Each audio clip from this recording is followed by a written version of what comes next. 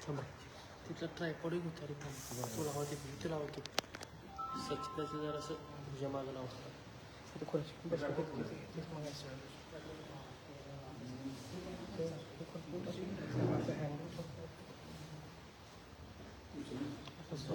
ठीक आहे, सुरू करा. हे बरोबर आहे, हलवू नको.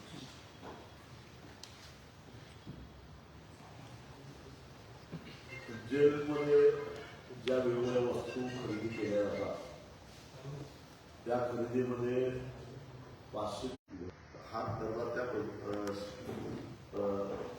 जनतेचा पैसा आहे आणि त्याची उधळपट्टी कशा पद्धतीनं चालू आहे याची सखोल चौकशी होणं गरजेचं आहे.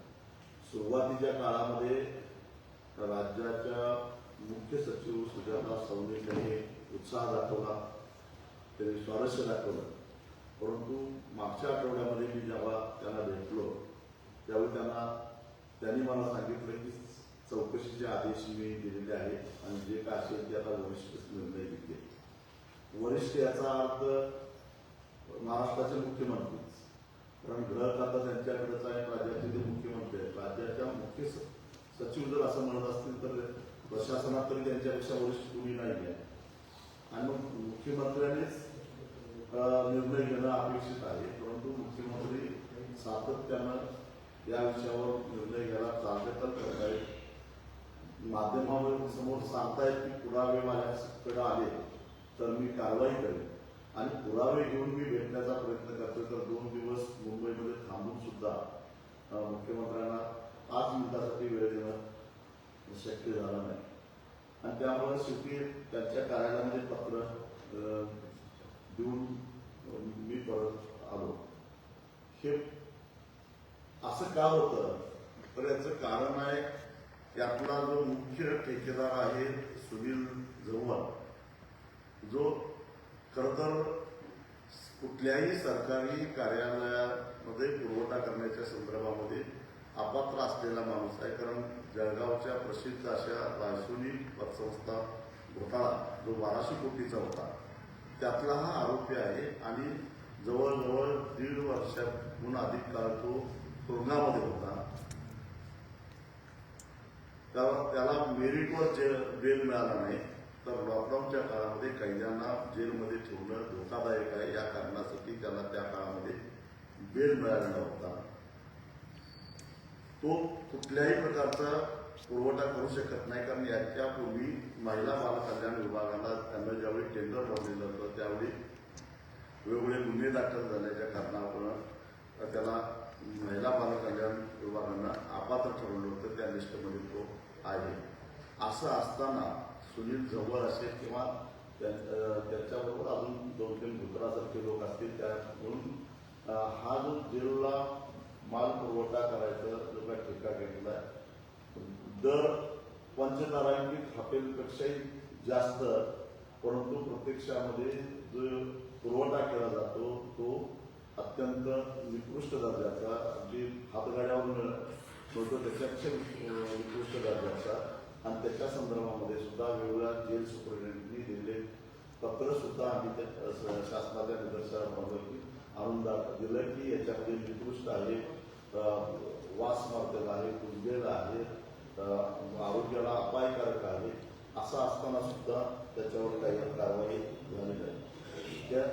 हे कशामुळे होतं याचा शोध घेण्याचा प्रयत्न केला. याच्यामध्ये जे मुख्य सूत्रधार आहेत, तत्कालीन जे तुरुंग अधीक्षक होते, महासंचालक होते अमिताभ गुप्ता आणि ईडीचे ज्ञानेंद्र सुपेकर, या दोघांच्या बरोबरच इतरही अनेक अधिकारी त्याच्यामध्ये आहेत आणि एवढ्यावर हे प्रकरण थांबलं नाही. तर या सगळ्यांच्या वतीनं शासनाकडं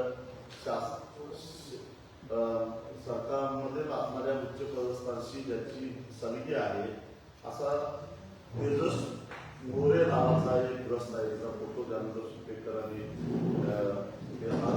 दुसरा जो ग्रस्त दिसतो तो तेजस मोरे आहे. हा तेजस मोरे सुद्धा कुणी सामान्य माणूस नाही आहे. तर एका बँकेला फसवलं म्हणून पिंपरी पोलीस स्टेशननं त्याला अटक केलेली होती.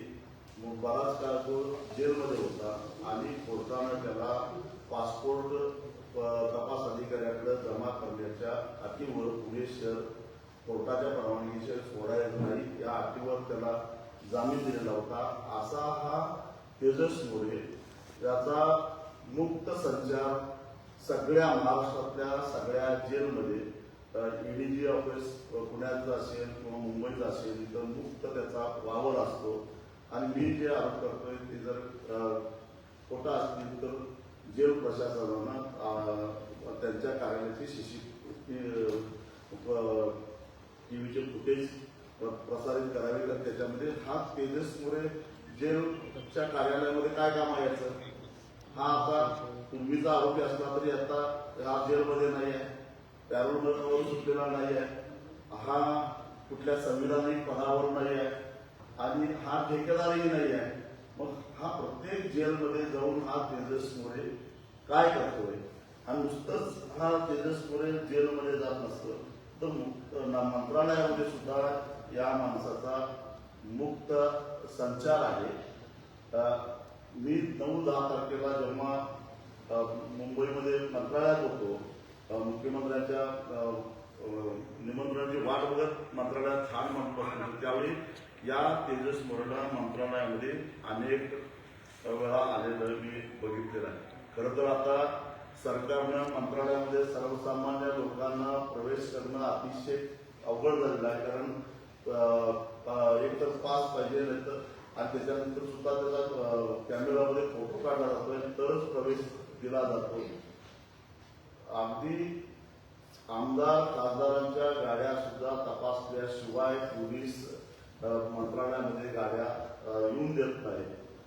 मी चालत मंत्रालयामध्ये जात असताना माझ्याबरोबर 2 विद्यार्थी होते. त्यांनी विनंती केली की आम्हाला शिक्षण विभागामध्ये काही अधिकाऱ्यांना भेटायचं आहे, आम्हाला आत घेऊन चला.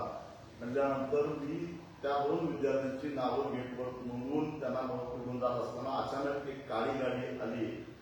त्या काळ्या गाडीतून म्हणजे आमदार खासदारांच्या गाड्या सुद्धा पोलीस तपासतात पण या गाडीला कुणी अडवलं नाही, तपासलं नाही. थेट ती गाडी आत गेली आणि जिथं ज्या दिवशी कॅबिनेट असते त्या दिवशी मंत्र्यांच्या आणि अधिकाऱ्यांच्या गाड्याशिवाय कुठलीही गाडी पोलीस मंत्रालयाच्या पार्किंग लॉटला पार्क करून देत नाही. तर दिमागामध्ये ती गाडी पार्क झाली आणि त्यातून हा जो माणूस उतरला तो दुसरा तिसरा कोण नव्हता तर तो तेजस मोरे होता. मग मगाशी मी सांगितलं की हा कुठल्याही संविधानिक पदावर नाही आहे, तो कुठला ठेकेदार नाही आहे, त्याला मंत्रालयामध्ये येण्याचा पास नाही आहे, तरी सुद्धा बिनदिक्कतपणे तो कसल्याही अडथळ्याशिवाय तो मंत्रालयामध्ये येत असतो. त्याच्यानंतर तुम्हाला मी काही फोटो दाखवणार आहे. ते फोटो म्हणजे हा एक फोटो आहे तो त्या दिवशी मला वाटतं की 9 तारखेला मंत्रालयामध्ये 2 मध्ये मोकळा पॅसेज आहे. त्या पॅसेजमध्ये कारागृह प्रशासनानं कायद्याने उत्पादित केलेलं जो काही वेगवेगळे उत्पादन आहे त्याचं प्रदर्शन मांडलेलं होतं आणि त्याचं उद्घाटन स्वतः मुख्यमंत्री करणार होते आणि त्यासाठी मुख्यमंत्री त्या ठिकाणी आले. मुख्यमंत्री आलेले असताना मी गॅलरीमध्ये सगळं बघत होतो. तर मुख्यमंत्री आलेला असताना मुख्यमंत्र्यांच्यावर उपमुख्यमंत्री किंवा कुठलाही मंत्री कुठलाही एक आमदार नव्हता. पण हा तेजस मोरे मात्र मुख्यमंत्र्यांच्या बरोबर त्या उद्घाटनामध्ये दिसतोय का हा जो बोल केलेला आहे तो हा तेजस मोरे मुख्यमंत्र्यांच्या बरोबर तिथं हा हजर होता आणि मुख्यमंत्र्यांना अगदी अधिकारवाणींना कुठं काय चाललंय हे प्रॉडक्ट कुठल्या जेलमध्ये हे सगळी माहिती मुख्यमंत्र्यांना पुरवत होता. मुख्यमंत्री निघून गेल्यानंतर सुद्धा जेलमधल्या जे वरिष्ठ अधिकारी कारागृहाचे त्यांना घेऊन हा आढावा बैठक घेतल्यासारख्या त्या ठिकाणी लक्षात होतं. हा तेजस मोरे हे सगळे ठेके निश्चित करण्याचं काम करतो. या तेजस मोरेबद्दल अनेक तक्रारी झाल्या परंतु त्याच्याबद्दल काही कारवाई होत नाही. माझ्याकडे व्हिडिओ शूटिंग सुद्धा आहे त्याच्यामध्ये मुख्यमंत्र्यांची आणि त्याची सलगी त्या ठिकाणी त्या एकूण कार्यक्रमामध्ये दिसते. मुद्दा हा आहे की एवढ्या मोठ्या प्रमाणामध्ये आरोप होत असताना एवढं मोठं घोटाळा झालेला असताना सुद्धा अशा प्रकारचे हे मध्यस्थानी मला आश्चर्य या गोष्टीचं वाटतं की मुख्यमंत्र्यांना जेलमध्ये जाऊन परत आलेले जेल रिटर्न लोकच कसे काय आवडतात. कारण सुनील गवर जेलमधनं परत आलेला आहे आणि तो जेलचा पुरवठा करणारा ठेकेदार आहे. त्याच्यावर ते सगळं महाराष्ट्रातल्या सगळ्या जेलला पुरवठा करण्याचं नियंत्रण करणारा जो काही हा तेजस मोरे आहे तोही जेलमधनं रिटर्न आहे. म्हणजे जेलमध्ये गेल्यानंतर मुख्यमंत्र्यांना याची जबाबदारी नाकारता येणार नाही. कारण महाविकास आघाडीचा 2.5 वर्षाचा कालावधी वगळता गेल्या 8 वर्षापासून म्हणजे मागच्या 10 वर्षापासून त्यातले 2.5 वर्ष पूर्वी तरी घर खातं हे त्यांच्याकडेच आहे आणि त्यामुळे मला त्याच्यामध्ये काय चाललंय माहित नाही. मी माहिती घेतो असं मुख्यमंत्र्यांनी म्हणायचं काही कारण नाही. त्याचाच अर्थ या सगळ्या लोकांना हे घोटाळे करणारे जे लोक आहेत त्या लोकांना मुख्यमंत्र्यांचं संरक्षण आहे आणि मुख्यमंत्री स्वतःच ती चौकशी होऊन देत नाही आणि त्यामुळे त्यातून सत्य बाहेर पडत नाही. कारण अनेक अधिकारी दबक्या आवाजात असे बोलतात की हे सगळं बरोबर आहे, हे चौकशी व्हायला पाहिजे, परंतु वरिष्ठांच्या पुढे आमचं काही चालत नाही.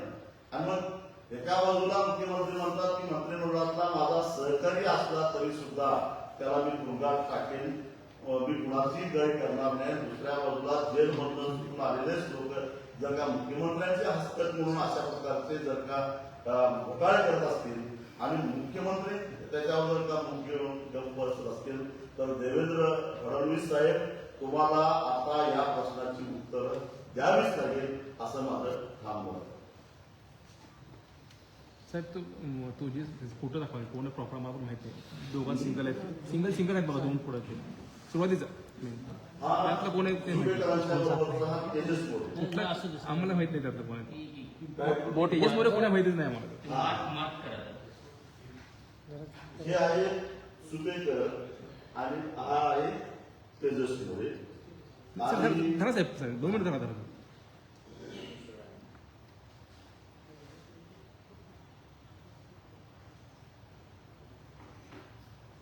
हा सर.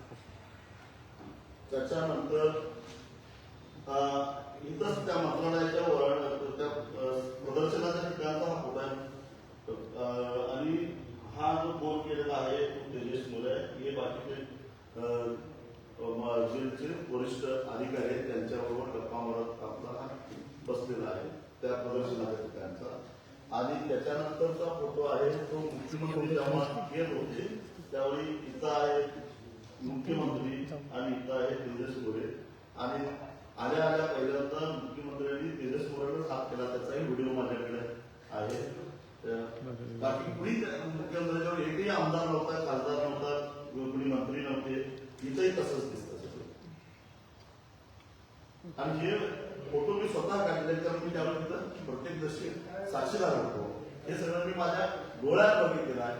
कारण मला आश्चर्य वाटत होतं की एवढ्या तक्रारी करून एवढ्या मुद्दाम होऊन सुद्धा याची चौकशी का होत नाही. म्हणून मी या सगळ्या गोष्टीचा शोध घेतला. आता जेलमध्ये काय सध्या चालतं याचा अजून एक प्रत्यक्षदर्शी पुरावा मी तुमच्या समोर सांगतो. कोल्हापुरातला बिंदू चौक जे सबजेल आहे त्या ठिकाणी गेल्या आठवड्यामध्ये आमच्या शिरोळ तालुक्यातल्या शिर्डी गावातल्या काही पोरांच्या मध्ये आपसात काही वाद झाला होता म्हणून त्यांना 4-5 दिवसाची मॅजेस्टिक कस्टडी मिळाली होती. हा आहे काय नाव शरद गुरव हा शिर्डीच आहे तालुका शिरोळ. आता तू सांग जेलमध्ये तुला काय काय आढळलं.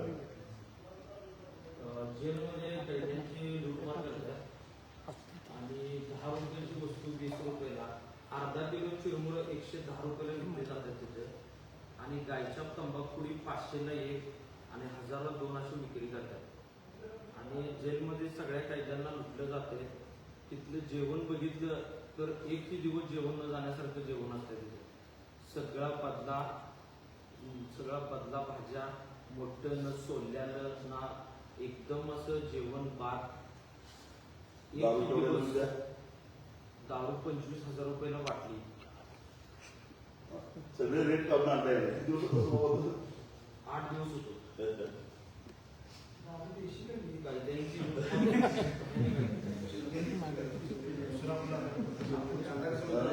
तर अजून एक गोष्ट आहे, मला नागपूरातनं एक पत्र आलं. मी हे सगळं पत्र काढल्यानंतर हे पत्र मला पोस्टानं आलेलं आहे नागपूरचं. महेंद्र नहारकर नावाच्या ग्रस्तात आहे. त्यांना मला असं त्याच्यामध्ये दिलेलं आहे, लिखित पत्र आहे की माझा पुण्यात इथं काही किरकोळ जेलमध्ये, नागपूर जेलमध्ये होता आणि त्या ठिकाणी त्याला प्रचंड त्रास दिला. एवढंच नंतर त्याचं लैंगिक शोषण त्या ठिकाणी होतंय अशा प्रकारची तक्रार करणारे एक पत्र मला नागपूरवरून होतं. म्हणजे महाराष्ट्रातला कुठलाही जेल काही सुरक्षित नाही, आंदोलन नाही असे हे सगळे पुरावे आता चालू झाले. आणि अनेक कैदी जे पॅरोलवर सुटून बाहेर आलेले किंवा शिक्षा बघून बाहेर आलेले ते फोन करून सांगतायत की तुम्ही जे काय आरोप करताय ते फक्त 10% सत्य आहे, त्यातून फक्त सांगताय, त्याच्यापेक्षा 90% त्याच्यापेक्षा भयानक प्रकार त्या ठिकाणी जेलमध्ये घडतात असं अनेक जण आता सांगायला लागले. एवढं सगळी माहिती माझ्यासारख्या माणसाकडे उपलब्ध होते, पण मुख्यमंत्र्यांच्याकडे का जात नाही, गृह खात्याला काही जात नाही, काही ही व्यवस्था सुधारायचीच नाही. कारण तुरुंग हे ठेकेदारांना आणि ठेकेदारांच्या पाठीमागे असणारे त्यांचे जे काही राजकीय गुरु असतील त्यांना करण्याचं एक साधन आहे. म्हणून या तुरुंगाकडे बघितलं जातं का?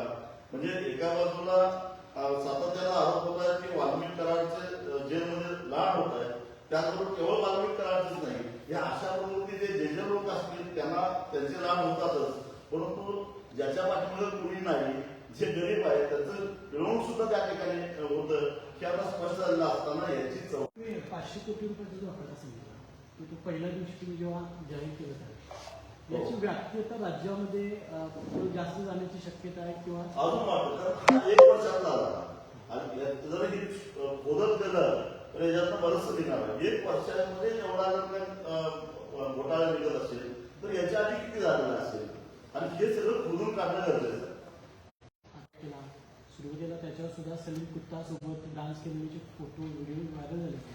आता तुम्ही हे प्रकरण बाहेर काढले तर भाजपकडून काय अपेक्षा तुम्ही करणार आहे? नाही, भारतीय जनता पक्ष म्हणजे स्वतःला पार्टी विथ डिफरन्स असं समजणारा पक्ष आहे, परंतु या पक्षाला अलीकडे जेलमध्ये जाऊन आलेले माणसं का आवडत आम्हाला काय कळत नाही. त्यांनी एकदा स्पष्ट करावं. कारण विधिमंडळाचं कामकाज बघत असताना सलीम कुत्ताबरोबर डान्स करणाऱ्या सुधाकर बडगुजर यांना त्यांच्याबद्दल इतकं साधारण काही भारतीय जनता पक्षाच्या नेत्यांनी विधिमंडळामध्ये मांडलेलं होतं. मग हे सुधाकर बडगुजर सुधारक कधी झाले आणि त्याला पवित्र करून भाजपमध्ये कसं काय घेतलं गेलं?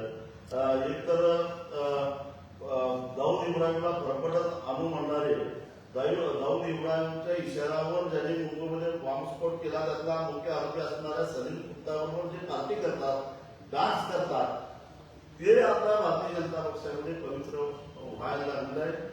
मला हे कळत नाही की हा सुनील जवळ जेलमध्ये दीर्घ काळ राहतो, बाहेर आल्यानंतर सरकारच्या आशीर्वादानं जेलचे ठेके घ्यायला लागतो, बँक घोटाळा करतो आणि हा तेजस मोरे मुख्यमंत्र्यांच्या अगदी जवळ आजूबाजूला फिरकायला लागतो. त्याला कुठली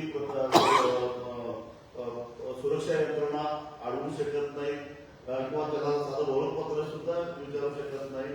त्याच्यानंतर सुधाकर बडगुजर सारखा जेलमध्ये जायच्या पात्रतेत असणारा माणूस किंवा जो गुन्हेगारांच्या पार्ट्या करतो त्याच्यावर आरोप इतके झालेले होते. स्वतः मुख्यमंत्र्यांनी सुद्धा आरोप केलेले होते ते ज्यावेळी विरोधी पक्षामध्ये होते त्यावेळी. आणि मग त्या सुधाकर बडगुजरांचा जेव्हा प्रवेश झाला त्यावेळी भाजपच्या महाराष्ट्राचे प्रदेशाध्यक्ष बावनकुळे साहेब म्हणाले की मला काही त्याची माहिती नाही. कार्याध्यक्ष रवींद्र चव्हाण म्हणाले मला काही माहिती नाही. मग ही माहिती कुणाला होती आणि अचानक बडगुजरांचा मग एक तर पक्षाचे प्रदेशाध्यक्ष कार्याध्यक्ष यांना माहित नाही त्यानंतर मुख्यमंत्र्यांच्या कोणाला माहिती असणं शक्य नाही. म्हणजे मुख्यमंत्र्यांनीच प्रकाश टाकला पाहिजे आणि हे नेमकं चाललंय काय? आणि मग अशा प्रकारे गुन्हेगार, भ्रष्टाचारी घोटाळेबद्दल साखर कारखाने विकून खाणारे आज ते पवित्र झाले आहेत. कारण मी आजपर्यंत देवेंद्रजी पहिल्या टर्ममध्ये 5 वर्ष मुख्यमंत्री होते आणि आता जवळजवळ 6-7 महिने झाले. या काळामध्ये IT घोटाळ्याच्या संदर्भातले पुराव्यासहित त्यांना मी तक्रारी केल्या होत्या, पण त्यांची चौकशी झाली नाही. कारण IT घोटाळ्यामध्ये असणारे सुद्धा त्यांचे निकटवर्ती होते. त्याच्यानंतर मुन्ना यादव नावाचा एक गुन्हेगार, तर त्याचंही नाव सांगायचं, हा नागपूरमधला नामचित गुंड.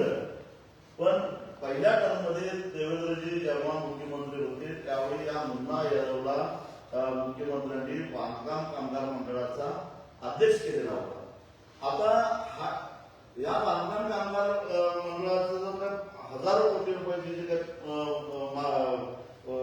निधी आहे तो खरं तर सर्वसामान्य माणसाचा आहे. कारण आपण टाऊन प्लॅनिंगला एखादा परवाना घ्यायला गेलो तर त्याला पहिल्यांदा बांधकाम कामगारांच्यासाठी टॅक्स भरावा लागतो, त्यावेळी आपल्याला तो परवाना मिळतो. म्हणजे बांधकाम कामगार मंडळाकडे असणारा पैसा हा सर्वसामान्य जनतेकडून वसूल केलेला पैसा आहे आणि त्या बांधकाम कामगारांच्या नावाखाली आज जे बांधकाम कामगार आहेत अशांचे नोंदणी होते.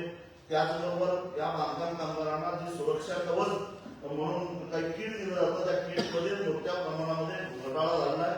हे सुद्धा मी पुराव्यानिशी त्या काळामध्ये मुख्यमंत्र्यांना 2-3 वेळा भेटून म्हणजे पहिल्या टर्ममध्ये दिलेलं होतं. त्याची चौकशी करावं असं वाटलंय, कारण अध्यक्ष मुन्ना यादव होता. आणि आता त्याच्यानंतर साखर कारखाना घोटाळ्याच्या सगळ्या पैकी खरं तर किरीट सिंहाकडे जे काय म्हटलेलं होतं ते मी ईडीकडे दिलेल्या तक्रारीच ते सगळं काढलेलं होतं. पण त्या पुराव्याचा वापर सुद्धा साखर कारखान्यांना ब्लॅकमेल करण्यासाठी केला गेला, त्यांना शिक्षा करण्यासाठी किंवा त्यांच्यावर कारवाई करण्यासाठी त्या पुराव्याचा कधी उपयोग केला गेला नाही. आणि आता जेलमधनं होणारे जे काही घोटाळे त्याच्या संदर्भात सुद्धा सातत्यानं माहिती देऊन सुद्धा पुरावे देऊन सुद्धा कारवाई होत नसेल तर मग कसला आहे आलं पार्टी. एका बाजूला मोदी हे हुकुमशाह पद्धतीनं वागतात असं त्यांच्याच खासदारांचा आरोप आहे. तसाच राज्यामध्ये मुख्यमंत्री सुद्धा आता हुकुमशाह झालेले आहेत का? कारण ते जे निर्णय घेतात किंवा माहिती ते दुसऱ्याला कोणाला सांगत नाही. तर भाजपमध्ये अशा पद्धतीची काही हुकुमशाही चालू आहे? निश्चितच एवढं सगळं होऊन सुद्धा जेव्हा मुख्यमंत्री म्हणतात की माझा सहकारी जरी गुन्हेगार असेल, भ्रष्टाचारी असेल तर तो तुरुंगात जाईल, तर मग गुन्हेगारी प्रवृत्तीचे लोक जर तुमच्याच आजूबाजूला जर काय घोटाळत असतील, फिरत असतील, विनासायास कसलंही सुरक्षा कवच विरोध त्या ठिकाणी येत असतील तर देवेंद्रजींना तुम्ही त्याचा खुलासा केला. आजपर्यंत मी दुधाचं आणि ऊसाचं आंदोलन आम्ही बघितलेले खूप मोठ्या प्रमाणात ते घर मिळण्यासाठी केले. मात्र आता हा घोटाळा बाहेर काढण्यासाठी जेलच्या समोर काही अशी वेगळी आंदोलन आता शेतकरी संघटनांची पाहायला मिळते. मी वाद बघतोय गोळा केलेली आहे ती माहिती माझे जे काही गेल्या 20-25 वर्षामध्ये अनेक विधिमंडळातले सहकारी आता काम करतात त्यांच्याकडे मी पुरवणार आहे. विधिमंडळामध्ये कशा प्रकारे चर्चा होते त्याच्यावर सरकार काय उत्तर देते हे मी बघणार आहे. आणि या उपरी जर काय सरकार काय करणार नसेल तर कदाचित ते करावं लागेल. कारण जेलमध्ये केवळ गुन्हेगारच असतात अशातला भागाने. अनेक वेळा हा पोरगा आहे त्यातलाच आहे, छोट्या गुन्ह्यातच त्याला मारामारीमध्ये 8 दिवस मॅजिस्ट्रेट कस्टडी मिळाली होती. तर असे अनेक लोक असतात खेड्यापाड्यातले ज्यांच्या पाठीमध्ये वशिला नसतो किंवा ज्यांनी पोलिसाला पैसे दिलेले नाहीत म्हणून त्यांना खोटे गुन्हे दाखल करून त्याला तुरुंगात टाकलेलं असतं किंवा त्यांना कोणी जामीनदार मिळत नाही, गरिबांची पोरं असतात. आणि अशा सर्वसामान्य लोकांना सगळेच काही गुन्हेगार नसतात. तेव्हा या लोकांचं शोषण करण्याचा अधिकार यांना नाही आहे आणि त्यामुळं हा मुद्दा घेऊन भविष्यामध्ये याच्याविषयी जोरात मी रान पेटवल्याशी सोडणार. विरोधी पक्षांनी करायला पाहिजे ते काम तुम्ही करणार नाही. विरोधी पक्षांनी जे काम करायला पाहिजे ते तुम्ही करणार. सत्ताधाऱ्यांनी विरोधकांचं साठवण करायचं वाटतं का? कारण विरोधकांचा आवाजच कुठं दिसतो. विरोधकांनी आवाज उठवण्याचा प्रयत्न केला तर त्यांचा आवाज दाबला जातो. मला माहित नाही त्यांची काय अडचण आहे, परंतु ही वस्तुस्थिती आहे. परंतु स्वाभिमानी शेतकरी संघटनेची ख्याती अशी आहे की आम्ही एकदा एखादा प्रश्न हातात घेतला की कडेला नेण्याची सोडत नाही आणि त्याबद्दल आम्ही सोडणार. सर तुम्ही हे जे घोटाळा काढलेला आहे त्याच्यावर मुख्यमंत्री म्हणतात की आम्ही चौकशी करतो. चौकशी करण्यासाठी त्यांना काय अवधी देणार का आणि किती देणार? आणि दुसरं किती वेळा तुम्ही पुढे घेऊन तुम्ही आता मुख्यमंत्री सांगतात, मला राज्याच्या मुख्य सचिव सुजाता सोनी यांनी 1.5 महिन्यापूर्वी सांगितले की आम्हाला फक्त 1 महिना द्या, ही सगळी माहिती आम्ही काढतो, चौकशी करतो. पण 1 महिन्याच्या ठिकाणी 1.5 महिना झाला तरी मला आणि त्यानंतर लोळवडीची उत्तर देतात. त्या म्हणतात की आमचं काम आम्ही केलेलं आहे, वरिष्ठ निर्णय घेतील. मग वरिष्ठांना निर्णय घेण्यासाठी अवधी कशासाठी पाहिजे? जर प्रशासनानं त्यांचं काम केलेलं असेल तर एक तर ही सगळी जी माणसं आहेत यातल्या एकानं जर मला अपनुकसानीचा दावा करायचा नोटीस दिलेली होती का जबरदस्त, मी म्हटलं हेच बाबा म्हटलं कोर्टात, त्यामुळे कोर्टात मला माझे पुरावे दाखल करता येतील, जाऊच म्हटलं कोर्टात. पण परत काय त्याला काय केलं नाही. राज्यामध्ये जेलमध्ये वस्तू पुरवण्यासाठी जी टेंडर प्रक्रिया पूर्ण केली जाते, जाहिराती काढली जातात. कोल्हापुरामध्ये सुद्धा एक 3-4 पुरवठादार लोक आहेत ज्यांनी 6 महिन्यापूर्वी आवाज उठवण्याचा प्रयत्न केला होता की विशिष्ट लोकांना ते टेंडर भरण्याची मुभा दिली जाते आणि कितीही चांगलं मटेरियल दिलं तर आमचं टेंडर घेत नाही. तर त्यांच्याशी काय आपला संपर्क झाला होता? त्यातल्या काही लोकांनी माझ्याशी संपर्क साधलेला होता. हे अमिताभ गुप्तांचंच जे पहिल्यांदा लोक त्यांनी काय केलं की जेलमध्ये ज्या वस्तू लागतात त्यापूर्वी विभागीय पातळीवर वेगवेगळे पुरवठादार पुरवठा करायचे. त्यांनी काय केलं, त्याला सेंट्रलाइज पद्धतीनं हे करायचं आणि मार्केटिंग फेडरेशनच्या रेटचा आधार घेऊन त्याचे दर निश्चित करायचे. आता मार्केटिंग फेडरेशनचे दर निश्चित हे एक मोठंच प्रकरण आहे. त्याच्यामध्ये कृत्रिम रीतीनं जास्ती दर दाखवले जातात मार्केटिंग फेडरेशनकडून आणि त्याचा आधार घेऊन ह्या ठेकेदारांच्या बरोबर जी वस्तू 10 रुपयाला असते ती 25 रुपयाला खरेदी करण्याचे असे प्रकार झाले. त्याचेही पुरावे आमच्याकडे सगळे आहेत. अगदी वॉशिंग मशीन पासून ते जनरेटर पर्यंत अनेक म्हणजे कोटेशन आम्ही घेतलेले आहेत. त्याच ज्या कंपनीचं जेल प्रशासनानं खरेदी केले त्याच कंपनीचे कोटेशन आम्ही घेतले, त्याचे पुरावे सुद्धा आमच्याकडे आहेत. त्यांनी काय केलं, सेंट्रलाइज पद्धतीनं म्हणजे दूध सगळ्या महाराष्ट्राला एकच ठेकेदार पुरवला, भाजीपाला सगळ्या महाराष्ट्राला एकच ठेकेदार. मला सांगा की कोल्हापूरचा ठेकेदार जर असेल तर तो चंद्रपुरातल्या जेलला कसा पुरवणार भाजीपाला? तिथं पण पोचायला किती वेळ लागेल? पूर्वी विभागीय त्या पातळीवरचे ठेकेदार पुरवत होते ते एकाच ठेकेदार आणि त्यांनी त्यासाठी काय केलं की ठेकेदाराचे कमीत कमी त्याचे नेटवर्क हे 40 कोटी असलं पाहिजे आणि उलाढाल 100 कोटी असली पाहिजे. आता छोट्या व्यापाऱ्यांचं नेटवर्क 40 कोटी कसं असणार? म्हणजे सगळ्यांना आकात्र करून टाकलं. इथल्या ज्या छोट्या पुरवठादारांची जी तक्रार होती ती ही होती की आम्हाला आपापलं अशा पद्धतीने केलं गेलं की आम्ही वर्षावर्षे स्पर्धेत उतरून आम्ही माल पुरवठा करत होतो, परंतु आम्हाला यातून बाजूला काढण्यासाठी आम्हाला नेटवर्कची आत लावली 40 कोटीची आणि उडाणाला दाखवायला सांगितले 100 कोटी. मग 100 कोटी बरं ज्यांनी 100 कोटीचे टेंडर घेतले त्यांनी काय दिलं, बाकी ब्लॅक लिस्टमध्येच आहेत ते. मग त्यांना कसं दिलं गेलं आणि याची सखोल चौकशी होणं गरजेचं आहे, ही आमची मागणी. सगळेच ठेके सेंट्रलाइज केलेत म्हणजे शालेय पोषण आहार म्हणजे तुमचं ज्या ज्या योजना आहेत याचं कारण असं आहे की चिरी मिरी एकाकडनं घेत बसण्यापेक्षा एकट्याकडनं चांगला घटना घेता येईल, हे त्याच्याकडे अनुभव घेता येईल. वसुलीला फार त्रास होतोय ना स्थानिक स्वराज्य संस्था स्वाभिमानी शेतकरी राज्यात त्याच्या अजून आरक्षण किंवा जिल्हा परिषदच्या मतदारसंघाच्या रचना कशा असणार आहेत हे अजून ठरणार आहे. ती त्या परिस्थिती बघून जास्तीत जास्त स्वाभिमानीचे सच्चे कार्यकर्ते जिल्हा परिषदेच्या सभागृहात जातील, पंचायत समितीत जातील यासाठी आमचा प्रयत्न आहे. सगळे चोर मावस सगळे मिळून वाटून अशी सध्या परिस्थिती आहे. त्यामुळे त्या परिस्थितीमध्ये आमचा बुलढाणा निवडून येण्यासाठी काय करावं लागेल त्यासाठी आम्ही करतो. राज्य सरकारमध्ये एकतरी शेतकऱ्यांच्या दृष्टीनं, विद्यार्थ्यांच्या दृष्टीनं आणि सर्वसामान्यांच्या दृष्टीनं निर्णय होणं अपेक्षित आहे. मात्र हे निर्णय घेणारेच अंधश्रद्धेमध्ये गुरफटलेले आहे. परवाच 2 व्हिडिओ व्हायरल झाले, तर तो एक व्हिडिओ असेल किंवा एकूणच नेत्यांचे जे व्हिडिओ व्हायरल होतात त्या संदर्भात काय सांगू शकतो? गोगावले प्रचंड म्हणजे खरं तर आपण मंगळावर जाण्याची भाषा करायला लागलो आहोत, चंद्रावर वगैरे आधीच केलं आणि अशा परिस्थितीमध्ये अंधश्रद्धेमध्ये गुरफटून अशा पद्धतीनं एका आपण विधिमंडळामध्ये कर्मी आणि जादूटोणामध्ये विधेयक मंजूर केलेला आहे. त्यासाठी स्वतः नरेंद्र दाभोळकरांनी आपला बलिदान दिलेलं आहे. असं असताना त्या महाराष्ट्रामध्ये अशा प्रकारच्या अंधश्रद्धा पोचलं जाणं, मी कुणाच्या श्रद्धेबद्दल बोलतो. श्रद्धा जरूर असावी. परमेश्वरावर श्रद्धा ठेवा, अल्लावर ठेवा, ईश्वरावर ठेवा, अजून कुणावर ठेवा. परंतु विज्ञानवादी दृष्टिकोन सोडून सुद्धा चालणार नाही. तुमचा विज्ञानवादी दृष्टिकोन सोडून तुम्हाला काय श्रद्धा करायची, पूजा अर्चा करायची काय हरकत नाही.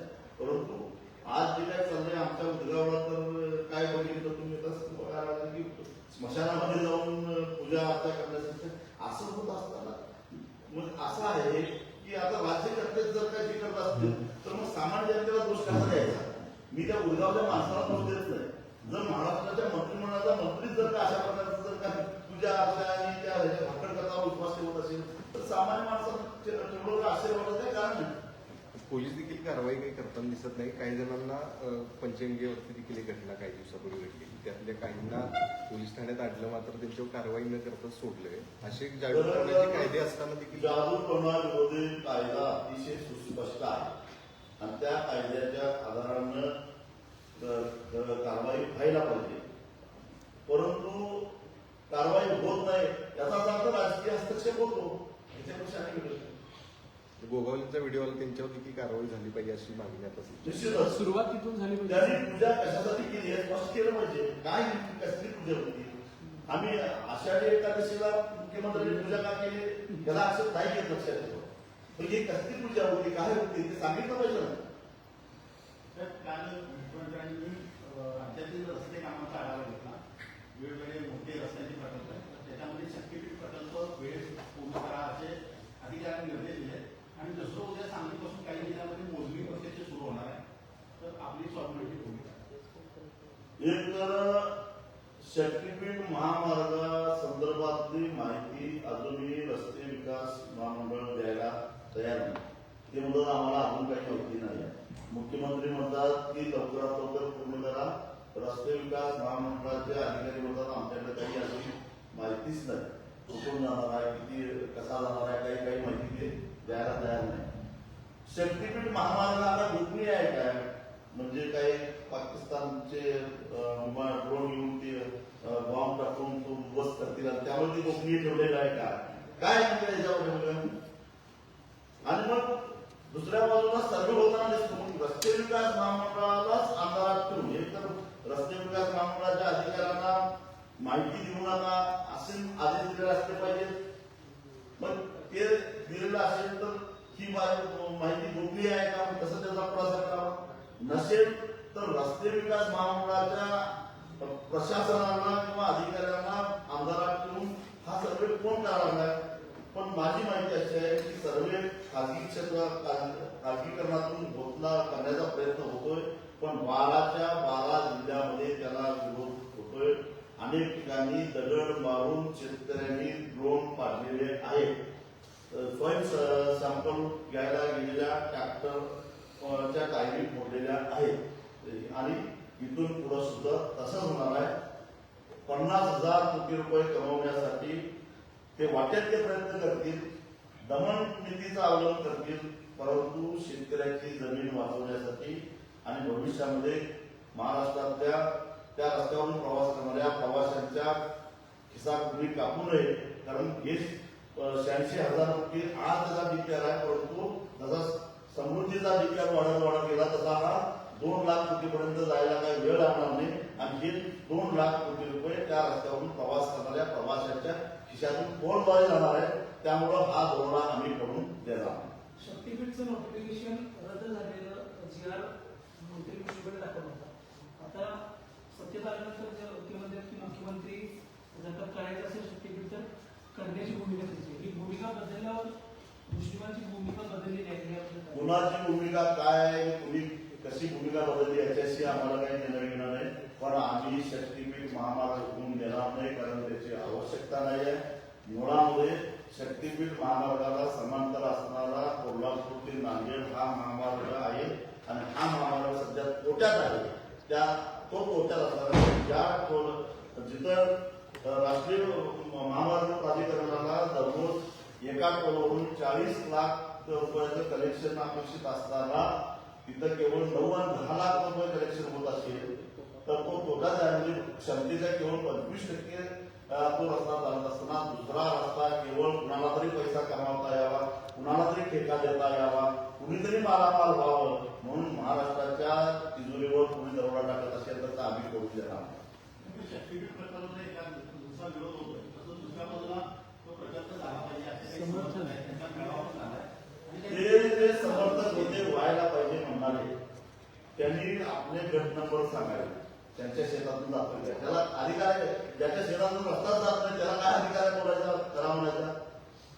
बर विकासाच्या मुद्द्यावरून ते जर समर्थन करत असतील तर या प्रश्नाचं उत्तर द्यावं की एक राष्ट्रीय महामार्ग तोट्यात असताना त्या रस्त्याला समांतर असा दुसरा महामार्ग करण्याची गरज आहे काय.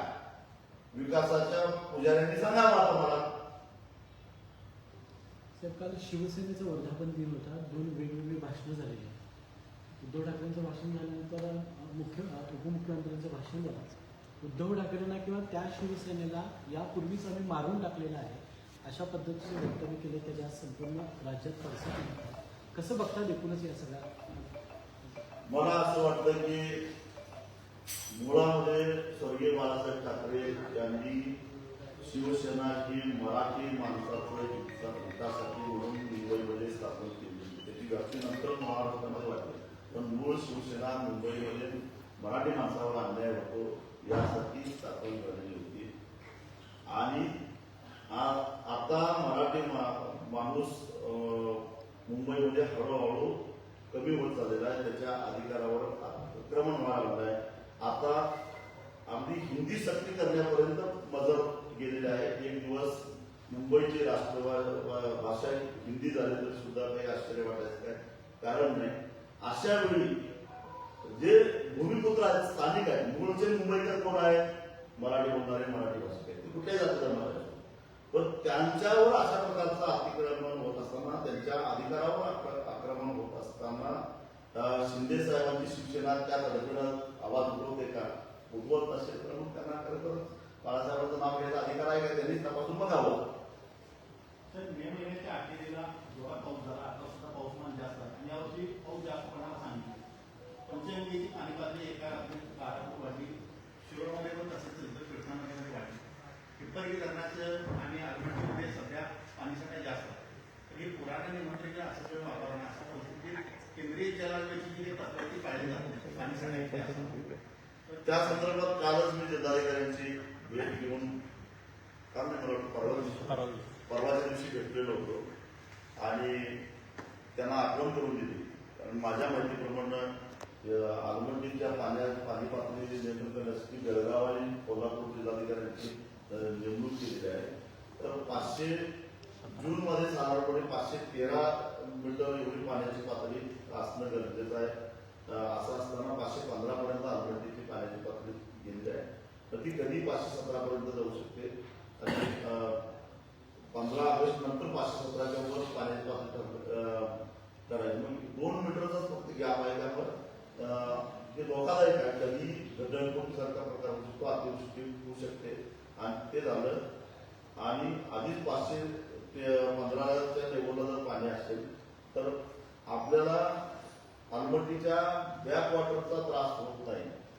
तर आलमट्टीच्या दिशेनं पाण्याचा जो प्रवाह आहे त्या प्रवाहाचा वेग कमी होतो आणि त्यामुळं पाण्याची खूप वाढते. ह्या गोष्टीचा आपल्याला त्रास होतो आणि त्यामुळं जेवढं पाण्याची पातळी वर येईल तेवढं कृष्णेच्या प्रवाहाचा वेग कमी होईल आणि वेग कमी झाला तर डोंगरात आपल्याकडे येणारं पाणी वेगात येणार आणि पुढे जाणारं पाणी हळू जाणार मग राहिलेलं पाणी पसरणार. उदाहरणार्थ जुलै महिन्यामध्ये जवळपास 5.5 लाख क्युसेक पाणी कृष्णेमधून वाहत असतं. अशा पद्धतीने जर आलमट्टीच्या पाण्याची पातळी वाढली तर त्यातले साधारणपणे 4 लाख क्युसेकच पाणी पुढे जातं. 1 लाख क्युसेक पाणी मागं राहतं. तो परत पाठवलं जाईल कारण ते पाणी वाढत जातात. म्हणून 25 ते 35 दिवसापर्यंत पाणी कोल्हापूर जिल्ह्यामध्ये रेंगाळतं आणि ह्या सगळ्या तांत्रिक बाबी समजावून घेऊन तर जागतिक बँकेनं सुद्धा याच्यावर बोट ठेवलेला आहे. आता आम्ही दुसरी तक्रार केली की जागतिक बँकेनं काही निधी मंजूर केलेला आहे म्हणून गटारी करत असतो नका. नदीच्या प्रवाहाचे अडथळे पहिल्यांदा काढा. या संधीचा फायदा घेऊन शहरातले गटारे साफ करायला लागले, याला काय उपयोग आहे याचा? तर ती आम्ही तक्रार केली की तुम्ही पहिल्यांदा त्या पैशाचा उपयोग करून जे नदीवर पुल आहे त्या पुलाच्या दोन्ही बाजूला जे भराव आहे त्या भरावातला पाणी पास होत नाही. कारण पाण्याची पातळी पाऊस पडला, पात्राबाहेर पाणी जेव्हा पडतं त्यावेळी पुलात फक्त पात्रातून पाणी पुढे जातं, पण पात्राबाहेर बाहेर पडलेल्या पाण्याला पुढे जायला लागणार नाही, कारण पुलाचा भराव असतो. त्या ठिकाणी कमानीचे पूल बांधून ते पाणी पास व्हायला पाहिजे. त्या कोल्हापूर जिल्ह्यामध्ये असे अनेक पूल आहेत. केवळ अलमट्टीच जबाबदार आहे असं नाव, म्हणजे कोल्हापूर जिल्ह्यामध्ये असणारे पूल सुद्धा त्याला जबाबदार